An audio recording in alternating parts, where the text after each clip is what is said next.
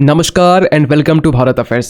रामधारी सिंह दिनकर जी की एक छोटी सी पंक्ति जिसमें यह कहा गया था कि क्षमा शोभती उस भुजंग को जिसके पास गरल हो, उसको क्या जो दंतहीन विष रहित विनीत सरल हो। आसान भाषा में कहा जाए तो एक स्ट्रॉन्ग पर्सन ही सामने वाले को माफ कर सकता है, और अगर ये फॉरगिवनेस वीक पर्सन की तरफ से किया जाता है तो ये मीनिंगलेस माना जाता है। और ये जो पंक्ति है रामधारी सिंह दिनकर की रिसेंटली प्रेजेंट किए डिफेंस बजट में ये साफ साफ रिफ्लेक्ट करता है। आपको बताना चाहते हैं कि भारत के डिफेंस बजट में अब तक का सबसे बड़ा अलोकेशन यहाँ पर किया गया। आप यहाँ पर देख पाएंगे 7.85 लाख करोड़ के साथ साथ जो डिफेंस अलोकेशंस है ये ऑल टाइम हाई, ये 15% ये ज्यादा किया गया है इस बार के डिफेंस बजट में। और ये ऑपरेशन सिंदूर के बाद में एक रिकॉर्ड डिफेंस स्पेंडिंग हाइक देखने को मिल रहा है। आपको बता दें कि इसमें जो कैपिटल एक्विजिशन बजट है इसमें 20% का एक उछाल देखने को मिल रहा है। और वहीं अगर डिफेंस कैपिटल बजट की बात करें तो इसमें 22% का इजाफा देखने को मिल रहा है, जिसमें खासकर एयरक्राफ्ट से लेकर जो एरो इंजन है यहाँ फोकस किया जाएगा। आप यहाँ पर डिफेंस एलोकेशंस की जो पूरी लिस्ट है वो देख सकते हैं कि किस तरीके से कैपिटल एक्सपेंडिचर से लेकर जो रेवेन्यू एक्सपेंडिचर है या फिर डिफेंस पेंशन से लेकर जो सिविल ऑर्गेनाइजेशंस है यहाँ पर हमें एक बड़ी उछाल देखने को मिल रहा है। और अगर डिफेंस बजट में लास्ट 6 ईयर ग्रोथ को अगर ट्रैक करें तो फाइनेंशियल ईयर 2021 की बात करें तो यहाँ पर जो डिफेंस बजट था ये 4,85,000 के आसपास में था, जो 5 साल में ये 40% बढ़ा है, जो साफ साफ ये सिग्नल करता है कि भारत अपनी हार्ड डिटरेंस पावर के ऊपर में अब खासकर ज्यादा फोकस करने वाला। और ये इंपॉर्टेंट तब और भी हो जाता है जब पाकिस्तान जैसा देश पिछले फाइनेंशियल ईयर में अपने डिफेंस बजट में 20% का इजाफा किया था। इसके पहले जहां 90% था, लास्ट फाइनेंशियल ईयर में हमें 20% देखने को मिलता है। तो इसके रिस्पॉन्स में अगर भारत 15% का इजाफा करता है तो ऑब्वियस सी बात है ऑपरेशन सिंदूर के बाद में भारत अपने डिफेंस बजट के जरिए ओनली आर्म्स इक्विपमेंट पर फोकस नहीं करने वाला है, अब हम लोग मॉडर्नाइजेशन के ऊपर में भी फोकस करने वाले हैं।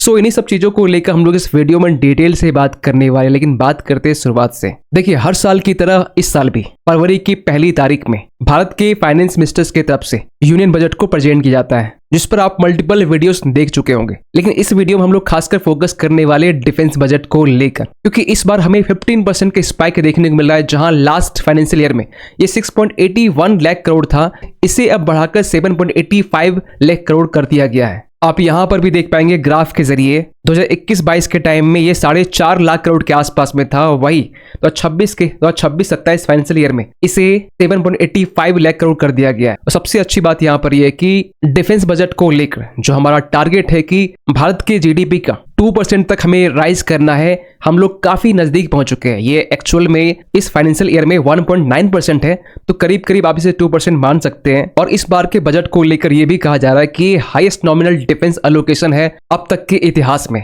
जो साफ साफ हमारी प्रायोरिटी को शो करता है, जहां पर हम लोग प्रीपेयर्डनेस से मॉडर्नाइजेशन की तरफ हम लोग शिफ्ट कर रहे हैं। अगर नंबर को और ब्रेक किया जाए तो आप यहां पर देख पाएंगे कैपिटल एक्सपेंडिचर में 2.1 लाख करोड़ के साथ साथ हमें यहाँ पर 28% का करीब करीब जो इजाफा है वो देखने को मिला है, जहां पर हम लोग फोकस करने वाले वेपन्स की खरीदारी में, न्यू सिस्टम्स को इंटीग्रेट करने में, एयरक्राफ्ट में, शिप्स से लेकर जो इंजन है, मिसाइल से, यहाँ हम लोग फोकस करने वाले। इसके ये जो नंबर है ये रेवेन्यू एक्सपेंडिचर से काफी कम है, क्योंकि रेवेन्यू एक्सपेंडिचर्स में सैलरीज से लेकर जो ऑपरेशन होते हैं, जो एग्जिस्टिंग फोर्सेज के जो मेंटेनेंस होते हैं, ये इसमें शामिल होते हैं, जो हमेशा से सबसे ज्यादा शेयर रखता है। इसके बाद में डिफेंस पेंशन की बात करें तो ये 1.71 लाख करोड़ के साथ साथ, जिसमें बेसिकली रिटायर्ड जो पर्सनल होते हैं इनके पेंशन को लेकर डील की जाती है। इसके अलावा जो मिनिस्ट्री ऑफ डिफेंस के जो सिविल ऑर्गेनाइजेशंस, जिसमें 28,500 करोड़ के आसपास में एलोकेशंस की गई है, जिसमें रिसर्च से लेकर जो एडमिनिस्ट्रेटिव सपोर्ट है ये इसमें कवर की जाते हैं। लेकिन इन सब में एक अच्छी बात यहाँ पर ये है कि जो कैपिटल एक्सपेंडिचर है इसमें सबसे ज्यादा 28% का इजाफा देखने को मिला है। आप यहाँ पर भी देख पाएंगे परसेंटेज वाइज में। So recent defence budget spike के पीछे जो रियल ट्रिगर है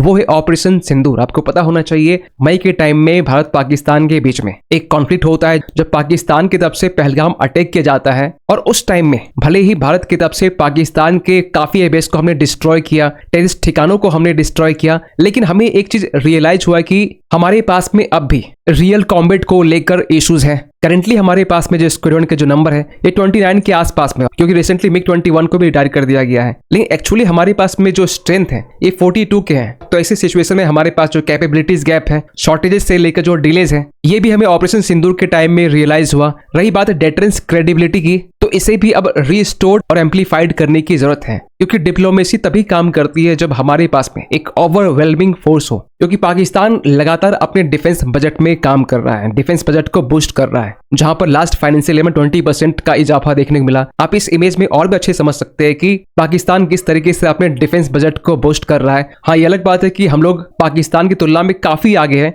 और 2020 से पहले भारत का जो मॉडल था वो डिफेंसिव मॉडल था, जहां बॉर्डर को लेकर डिफेंसिव थे, एक रिएक्टिव पोस्चर्स था, एस्केलेशंस में हम लोग अवॉइड करते थे। वहीं आज के टाइम में हमारे पास में एक प्रिवेंटिव रिस्पांस कैपेबिलिटी आ चुकी है, जहां 2016 के टाइम में सर्जिकल स्ट्राइक, 2019 के टाइम में पठानकोट और 2025 के टाइम में अगेन पाकिस्तान के ऊपर में एयर स्ट्राइक करना। इसके साथ साथ मल्टी डोमेन एस्केलेशंस में भी भारत डोमिनेट करता है, और साथ ही डीप, फास्ट और हार्ड तरीके से हम लोग हिट करने की भी एबिलिटी रखते हैं। रिसेंट के डिफेंस बजट में जो पैसे यहाँ पर अलोकेट करने हैं वो कुछ इस तरीके से यहाँ पर यूज करने की बात की जा रही है, जहां पर हम लोग अपने फाइटर जेट्स के ऊपर फोकस करने वाले हैं। क्योंकि रिसेंटली आपने अपडेट ये भी सुना होगा कि भारत फ्रांस से 114 एडिशनल राफेल फाइटर जेट्स को प्रोक्योर करने वाला है, जो डील 3.25 लाख करोड़ की यहाँ पर की गई है, जो अब तक का सबसे लार्जेस्ट डिफेंस परचेज है। और सबसे अच्छी बात यहाँ पर यह कि इस डील में जो राफेल फाइटर जेट्स है, इसमें अधिकतर जो फाइटर जेट है वो इंडिया में ही मैन्युफैक्चर किए जाएंगे, जिसमें जो इंडिजिनस कंटेंट है पहले 30% हुआ करता था, लेकिन अब इसे बढ़ाकर 60% कर दिया गया है। इसके साथ साथ सुखोई 57 को लेकर भी हम लोग रशिया के साथ में कॉन्टिन्यूअस बातचीत कर रहे हैं।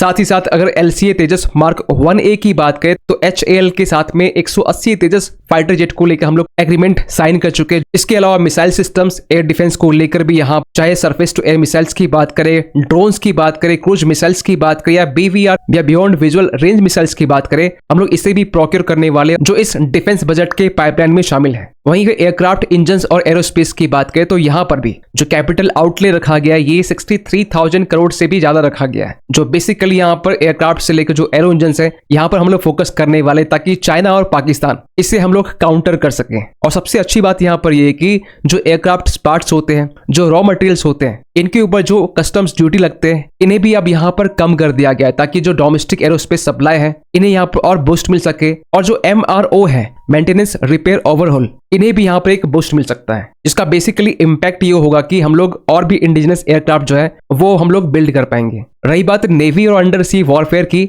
तो हम लोग यहाँ पर भी सबमरीन से लेकर जो शिप्स है, ऑटोनॉमस वेसल्स है, इसमें भी फोकस करने वाले, जहां पर रिसेंटली जर्मनी के साथ में $8 बिलियन का जो डील है, जिसमें 6 एडवांस सबमरीन्स को हम लोग यहाँ पर बिल्ड करने वाले हैं जर्मनी के साथ में। जो एयर इंडिपेंडेंट प्रोपल्सन सबमरीन्स यहाँ पर रहने वाला है, इसको लेकर भी हम लोग काम कर रहे हैं। आप यहाँ पर भी देख पाएंगे जो नेवल प्रोक्योरमेंट है, जिसमें प्रोजेक्ट 75I सबमरीन्स, जिसमें 72,000 करोड़ इस लागत के साथ में जर्मनी के साथ हम लोग डील कर रहे हैं। लार्ज एम्फीबियस जो वॉरशिप्स है यहाँ भी हम लोग फोकस कर रहे हैं। साथ ही साथ जो हेलीकॉप्टर्स है, रोटरी प्लेटफॉर्म से लेकर जो इन्फेंट्री वेपन्स है, लैंड सिस्टम्स है, एरोस्पेस, मैन्युफैक्चरिंग, ये तमाम कैटेगरी हमारे पाइपलाइन में है। इतना ही नहीं, हम लोग यहाँ पर अपने डिफेंस प्रोडक्शंस यहाँ पर ही फोकस करने वाले। आपको बता दें कि फाइनेंशियल ईयर 2019-22 से लेकर अब तक जो डिफेंस प्रोडक्शंस है ये 90% तक बढ़े हैं, जहां आज से 5 साल पहले 79,000 करोड़ के आसपास में डिफेंस प्रोडक्शंस हुआ करता था, वहीं आज के टाइम में ये बढ़कर 1.51 लाख करोड़ ये पहुंच चुका। आप ये देख सकते हैं PIB का बेसिकली आर्टिकल्स है। इतना ही नहीं, यहाँ पर यह भी कहा जा रहा है कि 2029 तक में इसे बढ़ाकर 3 लाख करोड़ तक पहुंचाना है। और रही बात डिफेंस एक्सपोर्ट्स की, तो ये भी अपने ऑल टाइम हाई में है, जहां 2013-14 के टाइम में 686 करोड़ के आसपास में डिफेंस एक्सपोर्ट्स हम लोग किया करते थे, जो 2023-24 में बढ़कर 21,000 करोड़ ये पहुंच चुका है। मींस एक बिग स्ट्रक्चरल शिफ्ट भी देखने को मिल रहा है, जहां भारत एक टाइम में नेट इंपोर्टर हुआ करता था, वहीं आज के टाइम में आर्सेनल बिल्डर बन चुका है, जहां हम लोग आत्मनिर्भर पर ज्यादा फोकस कर रहे हैं, जिसमें DRDO से लेकर जो स्टार्टअप्स है, जो MSME है, ये सभी सप्लाई चेन के गैप को यहाँ पर फुलफिल कर रहे हैं। और ये हमारी कोई आइडियोलॉजी नहीं है, it is war economics. Russia Ukraine war में हमने ये देखा कि जो वेपन्स को मैन्युफैक्चर नहीं कर सकता है, जो अपने वेपन्स के लिए, इक्विपमेंट्स के लिए, मिसाइल्स, फाइटर जेट्स के लिए यूरोपियन कंट्रीज के ऊपर में, USA के ऊपर में डिपेंड है, तो ऐसे केस में Bharat supply chain sovereignty, sanctions immunity और एक्सपोर्ट लेवरेज को इंश्योर करने में लगा हुआ है। आपको बता दें कि भारत का जो डिफेंस एक्सपोर्ट्स है, इसे 2029 तक में 50,000 करोड़ तक पहुंचाने की बात की जा रही है। और अगर भारत की मिलिट्री एक्सपेंडिचर को बाकी कंट्री से कंपेयर करें, फॉर एग्जांपल कि US से कंपेयर करें, तो US से हम लोग काफी पीछे है। US भारत से 11 टाइम्स ही ज्यादा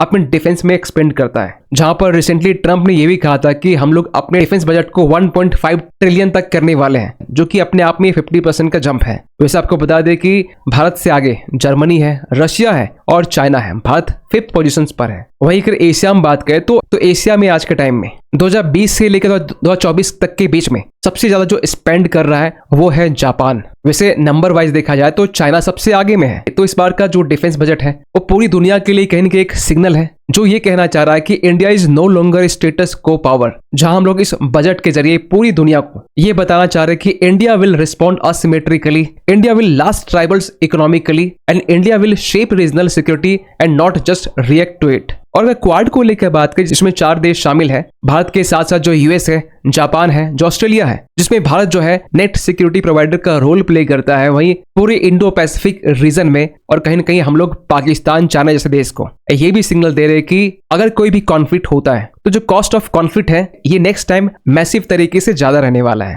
खैर, आप क्या सोचते हैं पूरे अपडेट को लेकर कमेंट कीजिएगा। मिलते हैं किसी अगले वीडियो में, तब तक के लिए थैंक यू सो मच।